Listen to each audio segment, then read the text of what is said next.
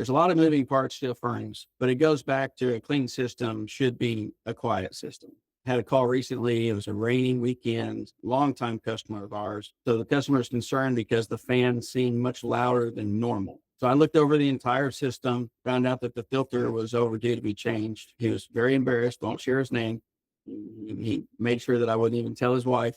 But the filter being clogged up made that blower just work overtime. And it was complaining and making noise, making sure the homeowner knew that it needed some help. And so there can be many reasons. And when it comes to furnaces, gas furnaces especially, safety is a top concern. So it's you're used to the noise in your house. You're used to what everything sounds and feels like.